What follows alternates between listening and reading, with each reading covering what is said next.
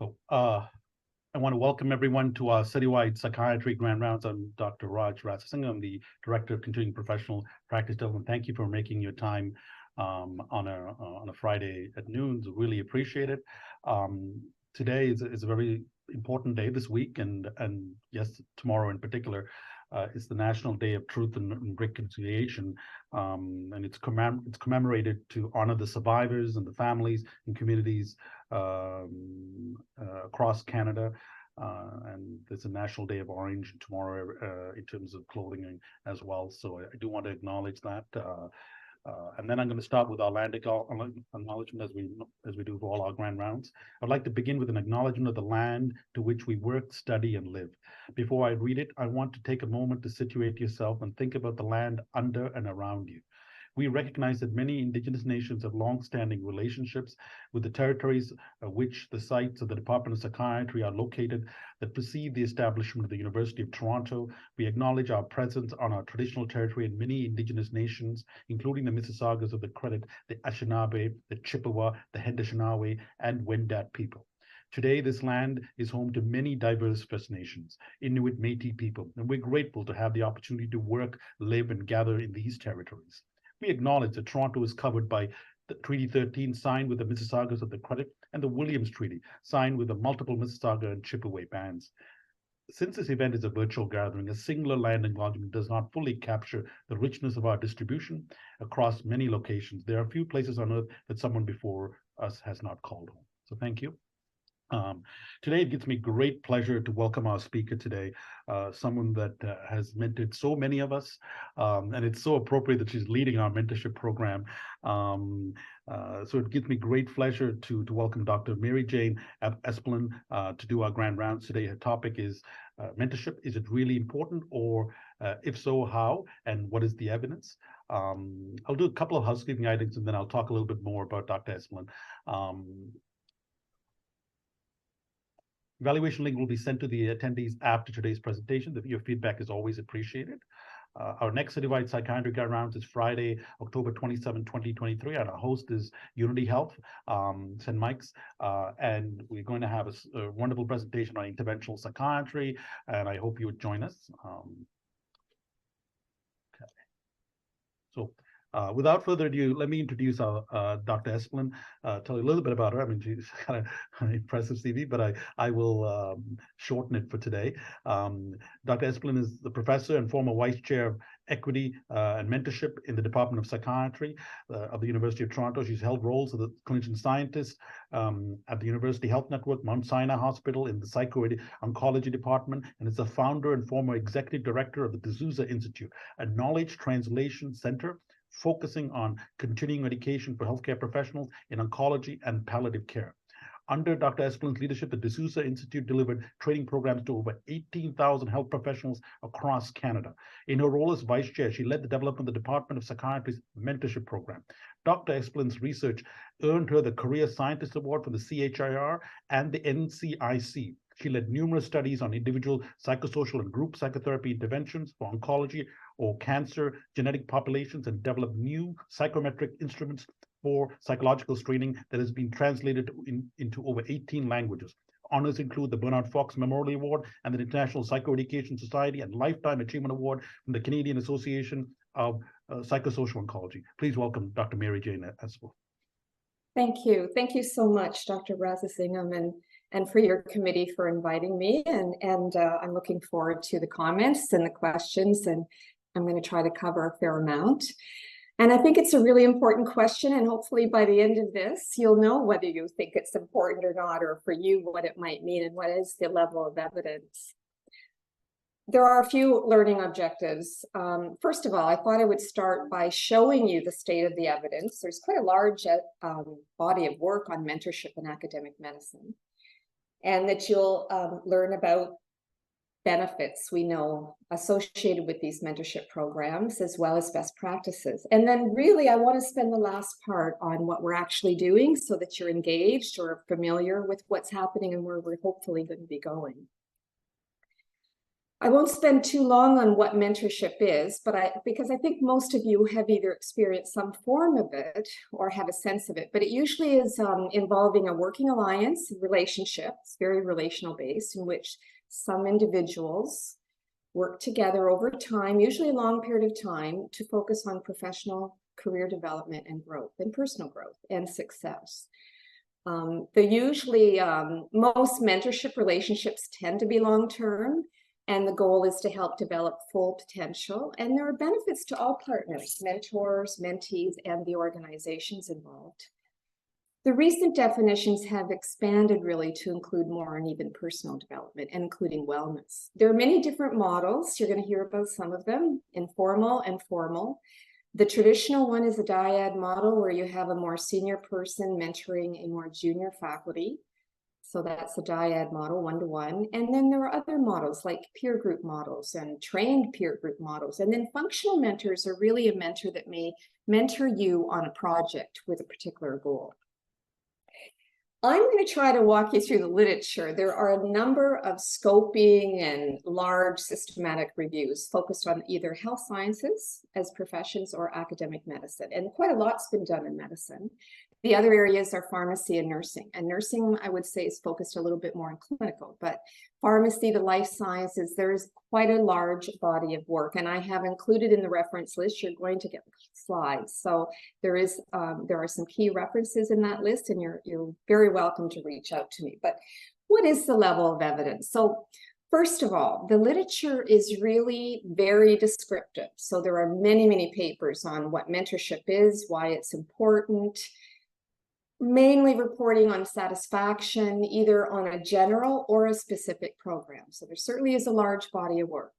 However, the studies are heterogeneous in terms of the goals of the program and the objectives, the population studied, the setting, the strategy, or the approach used. So it makes it difficult to make comparisons in some ways.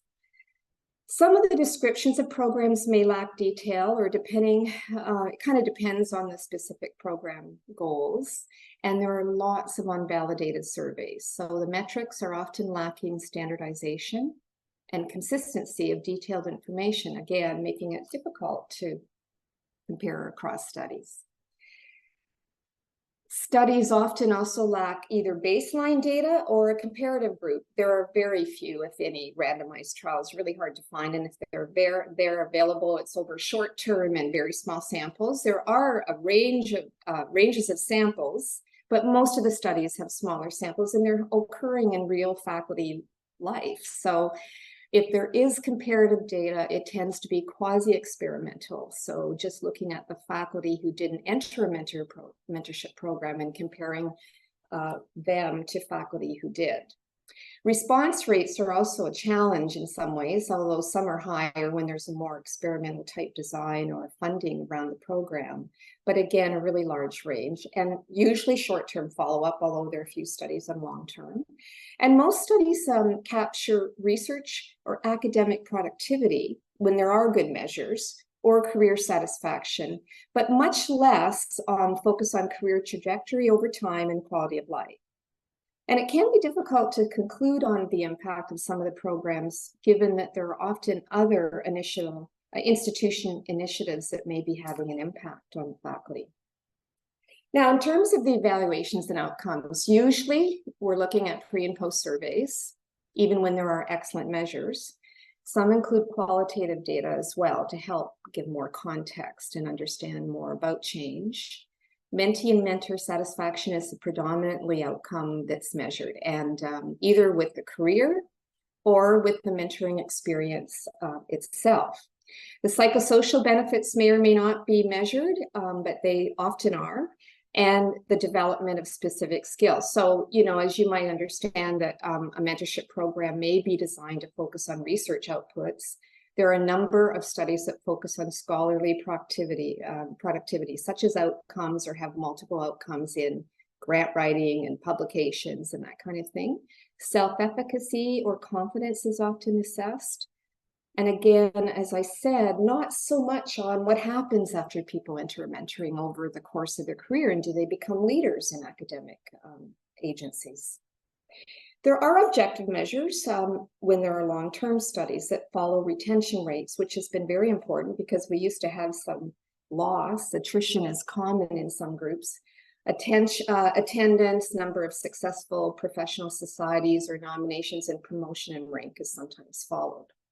Now, looking at what is career success, again, that can be very variable, but again, maybe looking at promotion over time, length of time between ranks is sometimes assessed, career satisfaction, as I said, research productivity on grant funding, amount of dollars, how many publications per year, leadership positions if attained, and quality of life.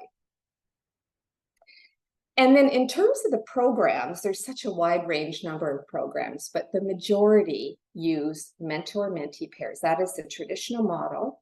Some supplement the primary mentors with committees, especially around research training. And some use a cohort process where mentees are grouped together and go through a program together. Most programs, not all, provide mentoring activities beyond didactic regular meetings with the one-to-one dyad pair. So guest speaking, there's a lot of ranges, classes for skill development, websites where they can share information, grant development workshops, all kinds of networking opportunities, even social events. And they may involve peer groups or facilitated peer mentorship groups. So they're different. Peer groups could be a group where people come together and meet, but a facilitated one may have a leader that's also a peer. They're often used as an add-on, or there's a few studies with the sole program investigated. And then the range of meetings with the dyad pair are really, really large, from weekly to twice a year. And I'll say right off the bat, if you're if you're doing twice a year, it's probably not sufficient in general. Formal training for mentees or mentors. Some programs do train mentees, career development, on research, clinical practice, or on mentors. They train the mentors on mentoring. And you can train the mentees too on how to be a good mentee. And then some programs have had external or internal funding, and often in the research settings where it's a bit more experimental in terms of looking at a mentorship program, they may have guaranteed protected time related to their role, much like our clinician investigators would have. Now, formal mentorship versus informal mentorship. Most programs incorporate formal. Some study the impact, as I said, of informal. And I will say in general, even though, again, there's a huge amount of studies, but the higher rates of success in relation to scholarly activities like grant funding or writing papers, it looks like the formal programs do better. Informal mentorship, though, is also important and isn't always associated with increased academic productivity. But it can be very helpful in decision-making, helping with work-life balance support and figuring that out, and in networking and sponsorship. And coaching is something that's being looked at more and more. We haven't done much with this yet, but it can be another tool to help support the mentorship pair. So I'm going to walk through, let me see the time, main findings. And again, if you'd like to see the specific reviews, look at the reference list, or you're welcome to write me for papers if you have an interest in a certain subgroup. But right off the bat, this has been a big issue. It's getting better. There has been over decades an underrepresentation of women and racial and ethnic groups even getting mentorship. It's improving for women because there's been some concentrated work there. Effective mentoring among women can be complicated, as well as other groups, because there was for a long time just a lack of available mentors with a mutual interest. There are other variables that can play a role, and they felt not always provided with mentorship in some of the early studies. There are power differentials with the traditional hierarchical structure, and it was a barrier. And that finding, which happened really at least 10 years ago, I think, and it keeps happening, but it's getting better, led to a number of studies to really focus on programs for women. So it's improved. And you know that this is important. I'll give you an example. I was until recently chairing the decanal committee, so all the senior promotions for the entire Faculty of Medicine. And female MDs are still lagging in the proportion at the highest rank for full professor in the Department of Medicine. Junior faculty, though, from racial and ethnic backgrounds are also underrepresented in medicine in general, and they can experience experience challenges, as I'm sure you've heard about more recently, biases, discrimination, prejudice. Again, not getting access and can feel really isolated. And a lot of this can undermine their confidence and even awareness of career paths. So the underrepresentation in medicine means they need access to training and mentorship in addition to removing any identified structural inequities within institutions. And mentorship deficiencies, one more area I will point out, again, it's getting better, have also though been observed for faculty not on a strong research track. So that might be someone like our clinician teachers. Other findings. So what are the specific findings? So first of all, at baseline, it's really clear with academic medicine and other health professions, they have gaps. Writing, publishing, specific research skills, career development, opportunities for pilot grants, and in the area of work-life balance. And you know, that's such a busy time, as you know, in life. You're graduating, you're finished being a resident, then you're taking a position, or you're a PhD scientist. You're often juggling home and personal goals, as well as getting used to a new institution or a hospital or a new role. So it's a very competing, demanding time. And it's difficult in the studies to make conclusions regarding the effect of individual program components on the outcomes for mentoring. So I will say the literature is very strong in saying mentorship is perceived to support professional development and academic outcomes, professional development and career and wellness. But I have to say the empirical evidence to support this perception is not really strong. It's not at the highest level. There is some evidence, but because of those limitations I noted, it's not the strongest evidence at this time, but there are a number of really good reviews. But I'm going to walk through what we do know, a more structured framework. So those frameworks that include a traditional mentoring approach tend to be more effective around academic productivity when it's measured, for example, you know, the outcomes I talked about, like manuscripts and grant writing and just academic promotion. And these structured areas include meetings, access to meetings with your mentor, workshops, training sessions, networking skills. And the valued topics that the physicians have told us, or the other health sciences, are really related to the area of scholarship, grantmanship, teaching, and then networking. So in general, I will say there's pretty good evidence that having a mentor is associated with more optimal outcomes versus having no mentorship. But I will say quality is really important. And there are terms in the literature like benign mentorship or even mentorship malpractice. Now, we also know that when the programs have mission statements or contracts where the mentee and mentor sign and agree how often they're going to meet, that demonstrates commitment to the enterprise. Meeting and frequency and the structure are really important. So this is pretty standard. If you're meeting 2 or 3 times a year, it may work depending on the goals, but the best programs with the most career success and satisfaction are meeting more often. And I would suggest at least monthly, if not at least every 2 months. And that's kind of getting iffy. For research careers and academic scholarly careers, I think you're looking at least monthly. If not, some of you I know meet weekly. The dual approach of diet and peer mentoring may be the most ideal because we know that multiple diverse relationships show benefits. Like, we don't expect one mentor to be all to all people. So having a mixed model may be ideal, and supplementing that dyad matrix model with formal, again, structured curriculum. I'm going to keep coming back to this, but training on grantmanship or teaching, methods of teaching and coaching and working with residents or students, graduate students, curriculum on how to do quality improvement and that kind of thing.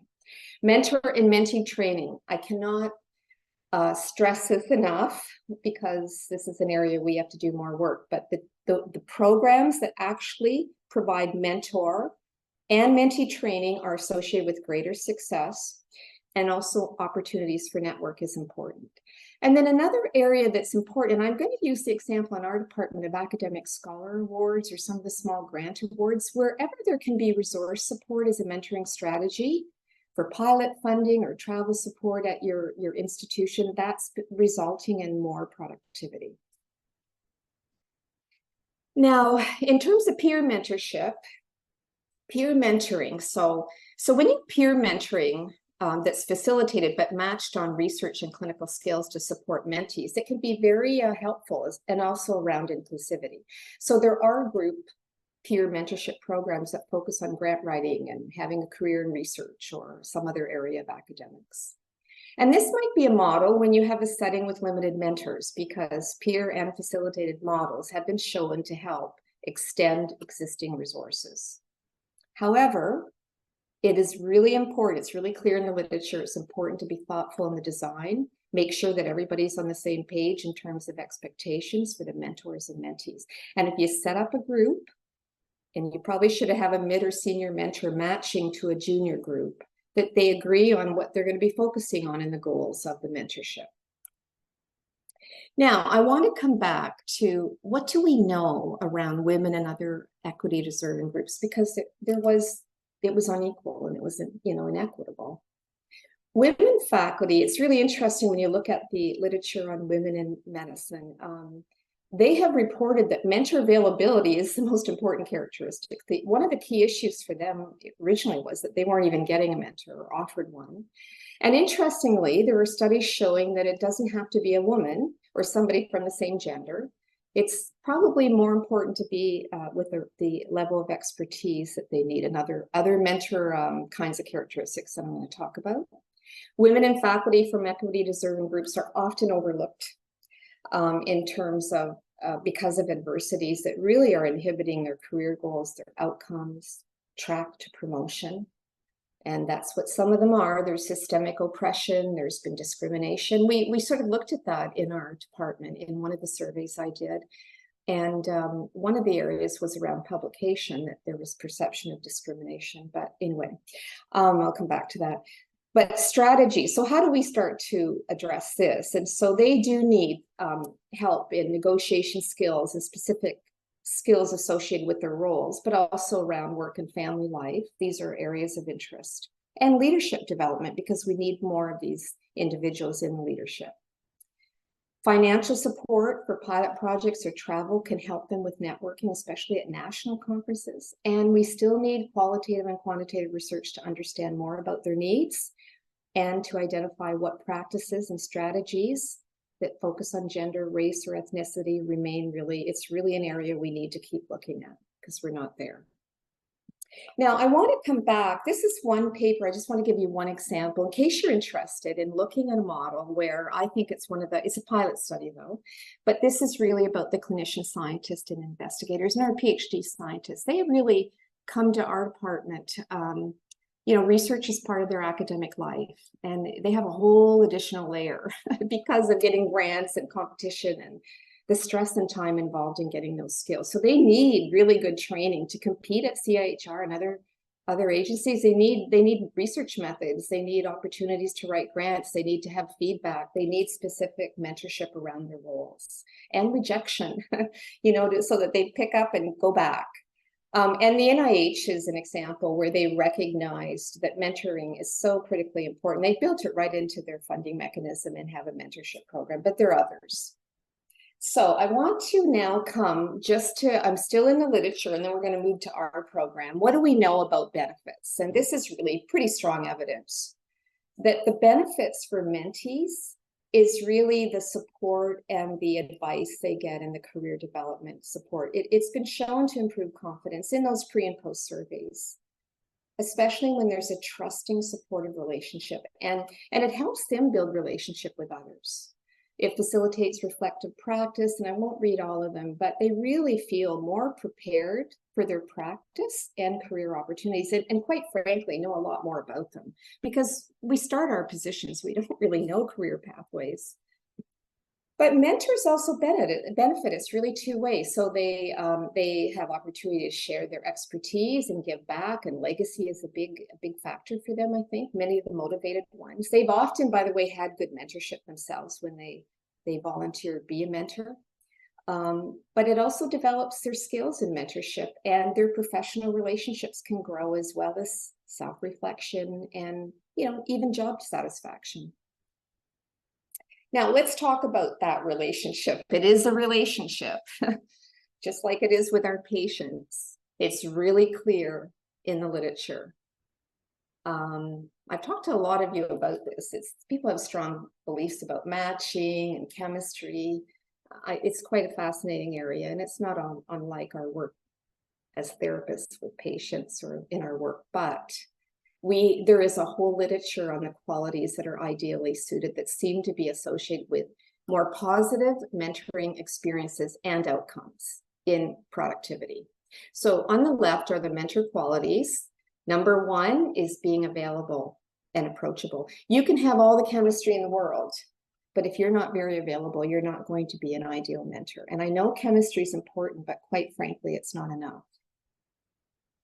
Role model, experienced. You need someone senior enough. You don't want to pair two juniors necessarily, unless it's in some specific area where they have a body of expertise, maybe. They need to be supportive and trust. Trust is important. That's why the relational component is important. And, we don't always all have these skills. These can be nurtured and brought along. Active listening, being encouraging. And so, again, you could be a fabulously, successful faculty. But if you're just going to project all your own goals and ideas about how to have a career onto a junior mentee, that may not be ideal. So you have to be able to listen and encourage others in their own career development. Be collaborative and network. The networking and the sponsorship and the allyship is pretty key. So if you have a mentor that's really introverted, maybe you should also have a second, be somewhere else where you could be seen and heard and meet people, because you need to get out there. It really helps in your career. But mentee qualities also have been studied, and these are the ones that are associated and really helpful in the mentoring relationships. So being committed and proactive, willing to learn, again, being accessible. Like if you're not going to your sessions, it's not ideal. Open-minded to receive feedback and self-aware and reflective. And there are things you can do. There are workshops and tools on how to have conversations and how to ask how someone likes to be mentored and what the expectations are and that kind of thing. Now, these are the identified potential problems in the literature. This is just one study or review, but there are many other. This has all been identified in the literature. So mismatched personalities, mismatch transition readiness. So having the confidence and security to make a transition for the mentee. Poor boundaries. You may ask me about that, but it can be everything from not getting to the work involved and, talking about everything to not really having a trustworthy relationship, maybe not even dealing with the mentorship goals. I don't know. That's an interesting one. Confidentiality breaches. And then mentor and mentee stress and burnout and their health. Of course, can be a challenge. Mentor and mentee bias. So that's why we're trying to do work around implicit bias training. And I think we're going to be doing more workshops on how to have conversations and work with individuals outside your area and that kind of thing, with a different background. And then just lack of evolution.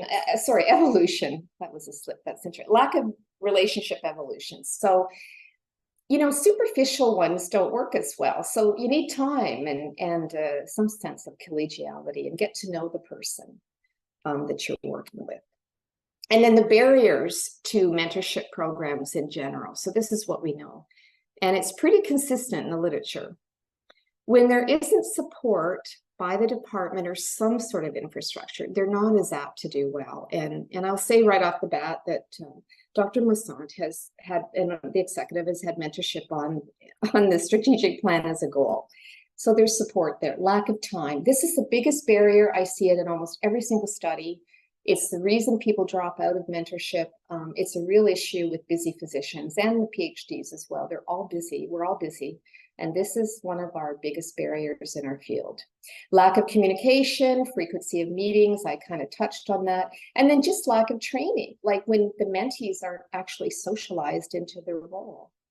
So either mentors aren't providing the training and education around that, or mentors aren't really good in providing mentorship. And often we may think we are good, but without doing an assessment or reflecting and getting feedback, we may not be. There are things we can do in our mentorship relationships.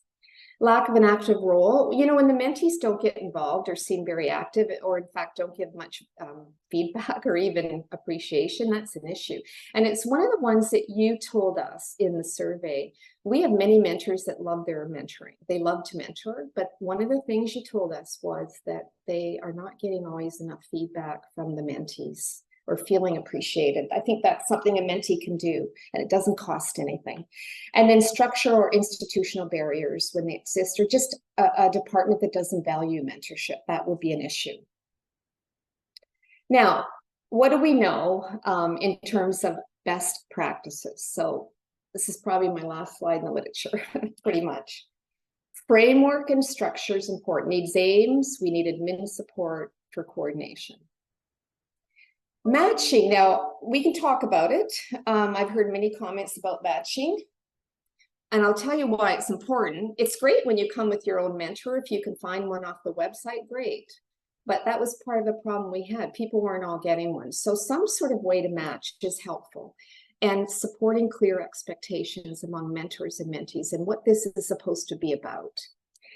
Establishing clear mentorship purpose and goals. So that's why signing a contract. We have all of this on Cooper on our online program for you to use. We have a template, and you could do your own if you want, with short and long-term goals, because it's really important to look at it, see how you're doing, and it can be a vehicle for discussion and feedback. Anything we can do to solidify the dyad relationship so that it evolves over time. So supporting that relationship with how to align goals and communication strategies and how to give feedback. And we've been doing some, and I know Dr. Sharhani and continuing education, there have been many workshops on this, and there will be more. And then integrating the mentee into the academic culture. Again, coming back, socialization. It doesn't just happen by osmosis. Really taking somebody under your wing or helping them understand opportunities and career paths and what to be doing and actually what not to be doing that's not going to be helpful to a career. Consistency for tracking and meetings and, you know, navigating the challenges. Training, absolutely. The ones without training to mentors and mentees have not been as successful. And then the institutional values. So those are the best practices. So let's move to us. So as you know, some of you would have done it. We started with a needs assessment in 2020. And, you know, we found that, you know, who responded, let me see, 67% in that survey reported, that did the survey, and that's only 224, but they had a mentor. Those who didn't have a mentor would like to have had one and were interested in finding one. What's really interesting in that survey too, hardly any of the mentors or mentees for that matter had any training or resources to support their role. Now, as you know, and maybe you don't know, but I just want you to understand how this all came about. If you haven't looked at the strategic plan, mentorship is a key deliverable. So it was right at the onset put into the most recent strategic plan. And Dr. Masson created a vice chair. That was my vice chair in equity and mentorship to get the job done.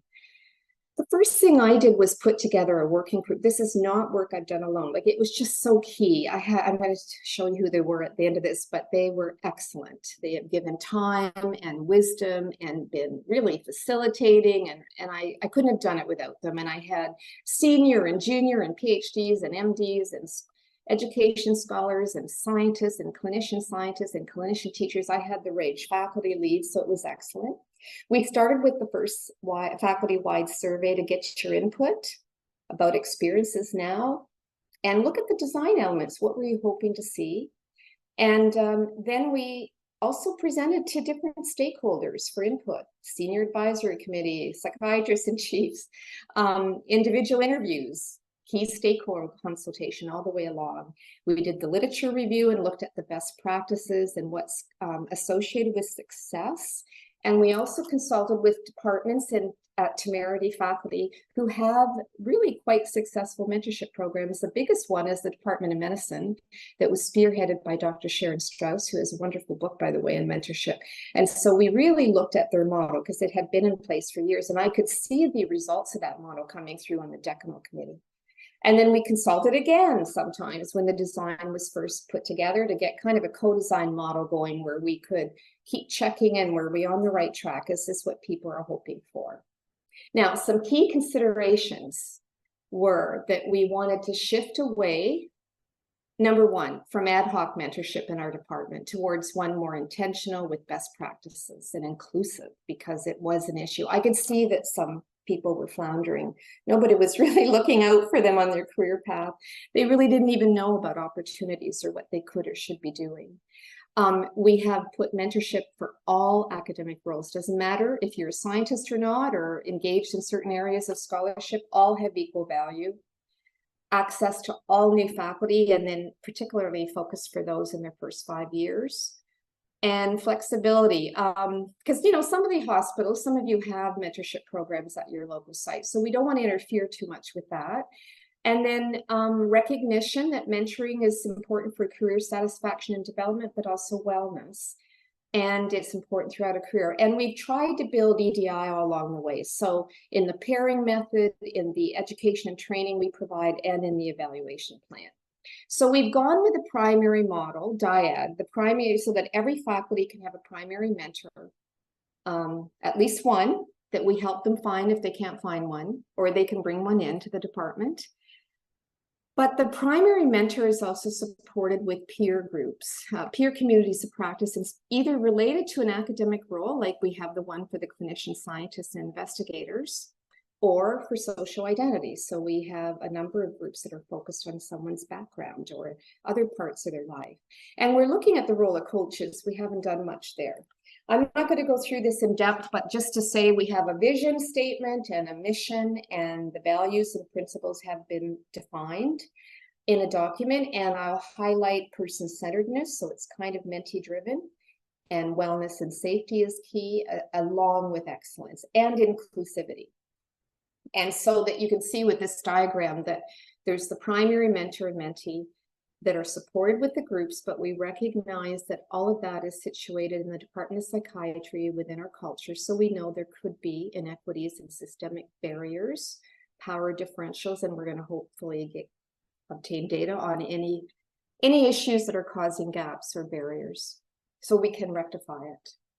So in terms of matching, it's so interesting people's feelings about this, but we have an online program tool where the mentee coming in is asked to look at, you know, their role, their scholarship, their social identity, and where they'd like to be mostly matched. They're weighted, and we give them up to 3 potential mentors. We tell them to go and meet with that person, let us know who they chose. But mentees can also choose somebody from our website, or they may, several of you do actually come in with a mentor when you're hired.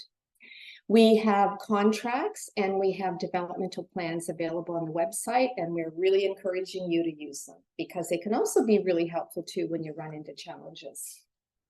And I'm not going to go through this, but you've seen the workshops, or there will be some on Dawn Was a Linky Day. We've had the orientation ones. Some are focused on areas of scholarship. I mean, really excellent talks on rejection, and talks on grantmanship and putting a team together, and talks on leadership, but other talks and sharing of papers around teaching as a clinician teacher. And for the PhDs, they're looking at research, or just, you know, getting to know each other so that they belong and feel supported in the department. And then there've been a number of areas around EDI training. And so, you know, Dr. Darani really oversees the orientation workshops and planning. All the new mentees are hearing about the program. We're encouraging them to sign up. They get a little bit on best practices, and we've done the implicit bias training, as you know, in the department to support mentees and mentors, and a number of workshops related to EDI. And they often have been happening at Dawn Was a Linky Day, and there will be more of this to come, just to help, again, with the relationship. These are the groups.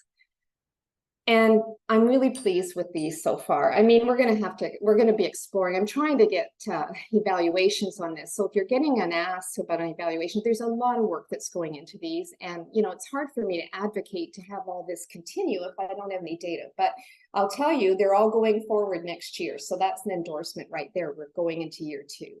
But you can see the groups for clinician teachers. There are some for upward is for the underrepresented gender and diversity. And they have 2 subgroups, one for LGBTQ2S+, and the racialized women group. And then Simone Vigad and I ran a group for women in promotion who were at associate professor, and they sort of want to keep meeting. And I think that's also important. And then there's the international medical graduate groups and the clinician teachers. So, you know, I'm going to come back to these and the leaders, but they are paired. We have a senior leader or mid-career with a junior faculty that are running these groups, and they're fantastic. I'll come back to that. We are doing an evaluation plan. I'm not going to go through all the details, but we have probably it'll be a 5-year plan. We planned it as 3 years, but we'll need longer. We need to look at the structure and the reach and the effectiveness and how we're doing. And it's an implementation science project. So not only are we evaluating it, we're refining any feedback so that we can address issues and challenges or what's not working. And we have a logic model, which is with frameworks and quantitative and qualitative data so that we can keep improving the system and dropping what we can. Maybe some of it's not, there'll be unintended consequences, I'm sure. We launched in 2021 with the new faculty, then we opened it up to those in the first 3 years. And now all of you, if you don't have a mentor or if you would like to be a mentor, please see Danica's registration. Like, we're really still recruiting and implementing. This is a huge implementation project. I have to say, like, I actually find running a clinical trial on therapy a lot easier. This is, it's cumbersome, it's comprehensive, it has moving parts. I'm dealing with systems and challenges. It's interesting, but we'll see.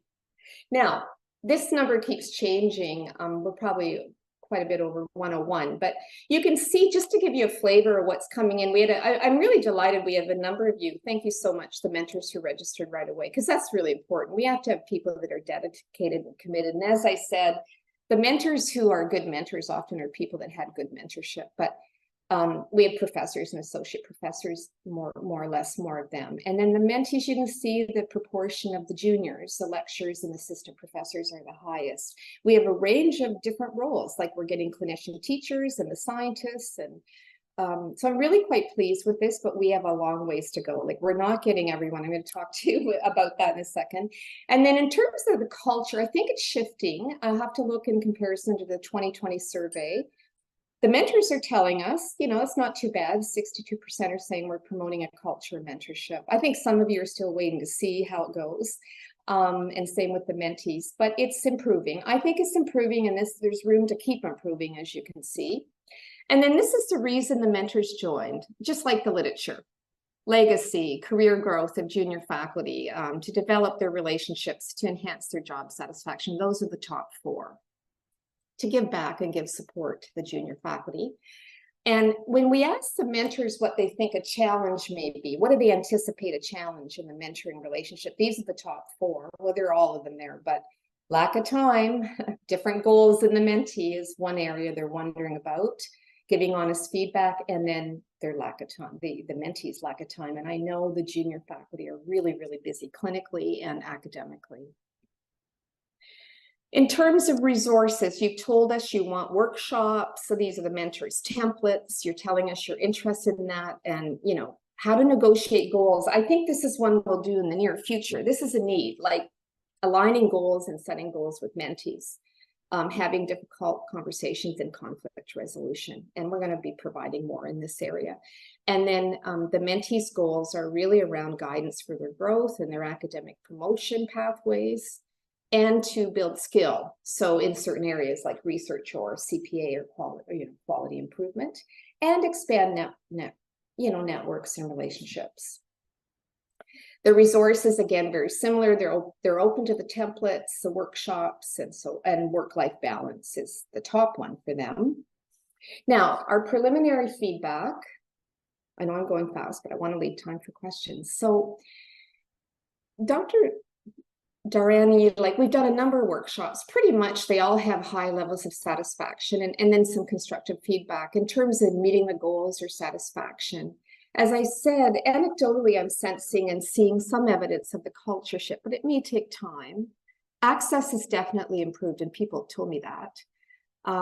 But I need more feedback. I'll talk about the challenges in a second, but some new faculties, you know, they're taking time to enroll. We were thinking they would do this, you know, in the first 3 months.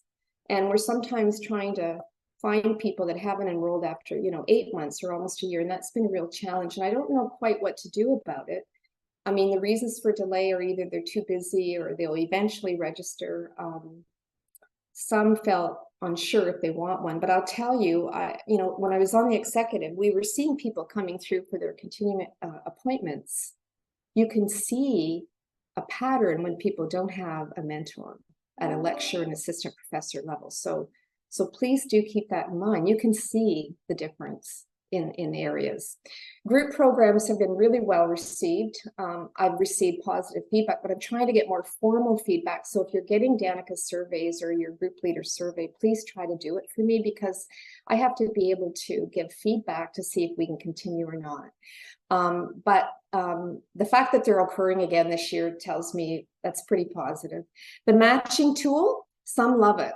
They said, oh, I'd never find someone like this if I hadn't done this tool. And others, the 2 or 3 names coming up isn't an ideal match. So sometimes we go in and do a hands-on. We help them find somebody. So we do a combination approach. And that's fine. We weren't sure how it would go, but it's not doing too bad. It's doing quite well. Now, these are the themes from the groups.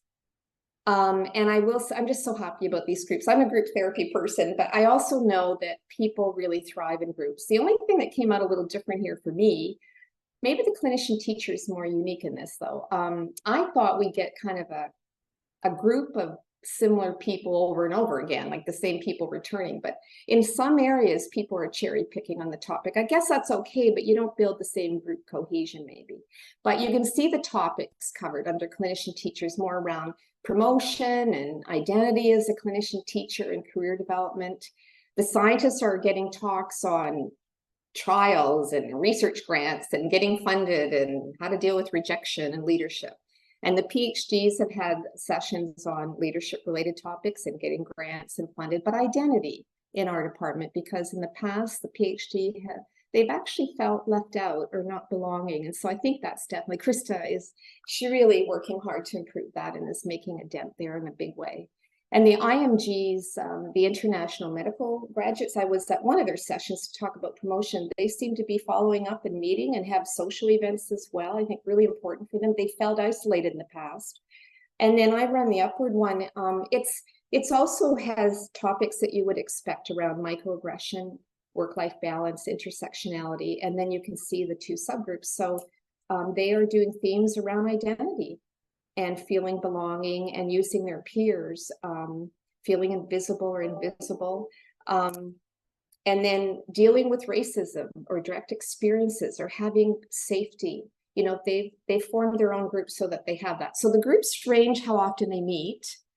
And then they also range in how many sessions they offer per year. And if you're interested, listen, I can tell you that we didn't have anything like this. I grew up in this department.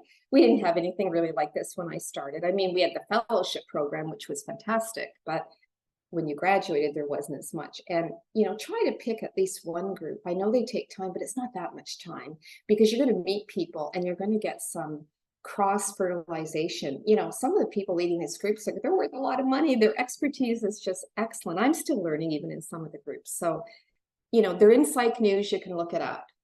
Now, I'm almost done, but just as a little bit of data, we were asking about life balance and wellness. And this is from the mentors. And we asked you where you kind of place yourself.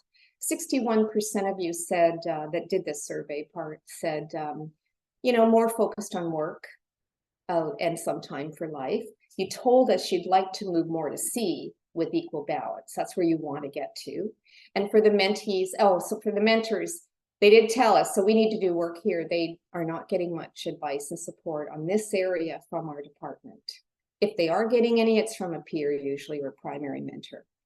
Similar for the mentees. So 55% of the mentees are telling us that their balance is more shifted to work, which I think you expect in academic medicine. And again, half would like to have more balance there.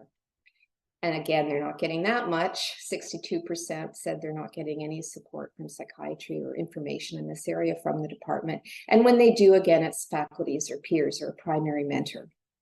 So the challenges are being too busy, barrier of time. What keeps me up most right now is the quality of the mentorship. I know it's going, but I don't think we've done enough training, and we're looking at that. also getting people to opt in. So we'd like to kind of mandate it, or should we'll have you opt out more actively. We're still looking at models to try to improve the making it easier for you to join.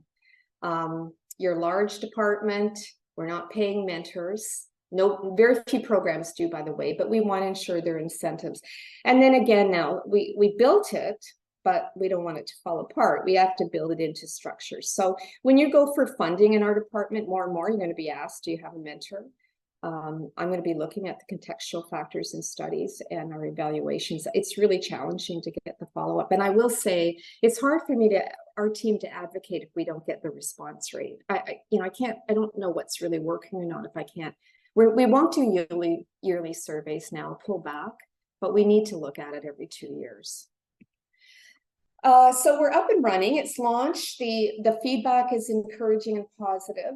Uptake's taking time. I'm applying some models to look at context and roles and try to figure out what we need to do. And the iterative component is really important. So getting feedback, or if I reach out for focus groups or we need help, we're going to be reaching out because we need to kind of know what's working and not working. And then the next steps are training, and Dr. Darani and I are looking at creating a subgroup to do mentorship moments. It came back to us that you would like something brief. If we could do the best practices in little one-off shots, little videos or something. So I think we're putting a group together to work on that, and hopefully that will get happening this year. We need to keep using the encouragement. I really think those tools are valuable. I don't know to what extent you're all using them yet. There'll be more workshops, the evaluation plan. I've got to address the challenge of response rates. I really need your input. I don't know what else I can do. I can't pay for it, but I do need your input. And we'll try to publish some of our work. I'm thinking about the mid and later career faculty. We haven't gotten to that, but it's come up. And I know some individuals, I think we're not using them enough in our programs. And I also think some of them really need support. This is the working group. I just want to put a shout out. This program is planning to be going under the leadership domain, faculty development. So that would be Dr. Darani.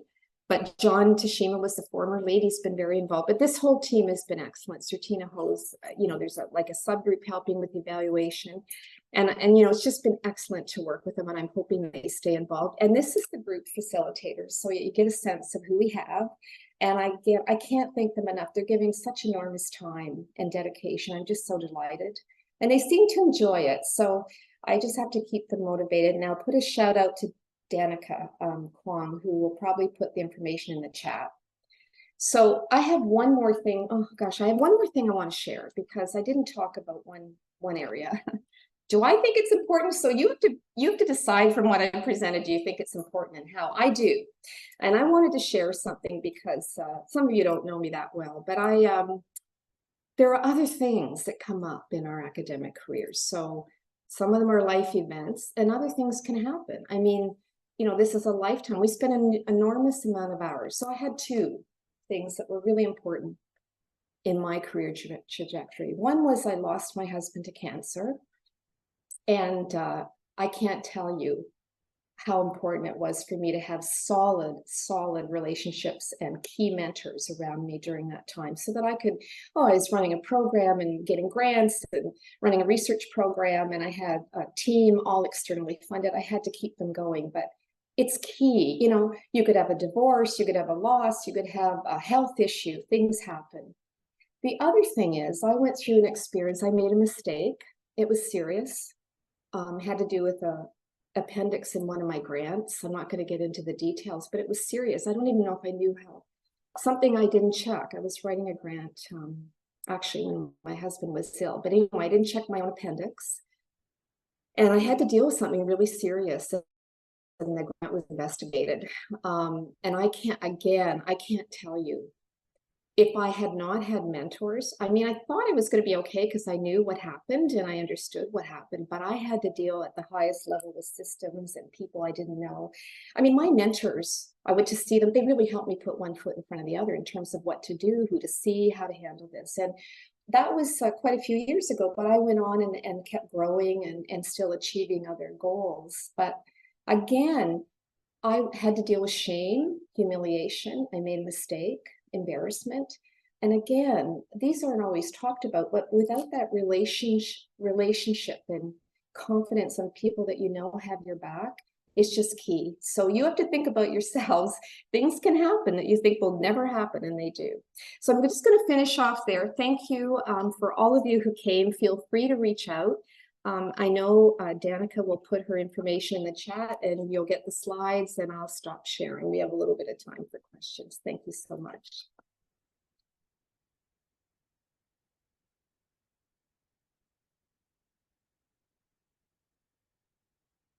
I think you're muted, Raj.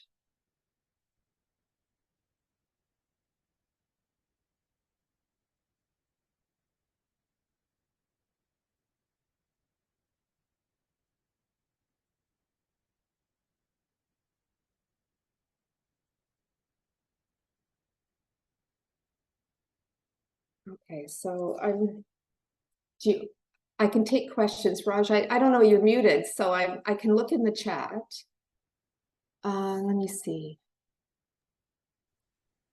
Well, first question is from Cheryl, and she asked, how important is it for a mentee to select a mentor that they feel is best fit for them, experience, skills, and chemistry, versus have someone assigned to them due to limited mentors? Is someone better than no one? I've had so many conversations about this. People are different. I'll tell you, the matching and being assigned can work.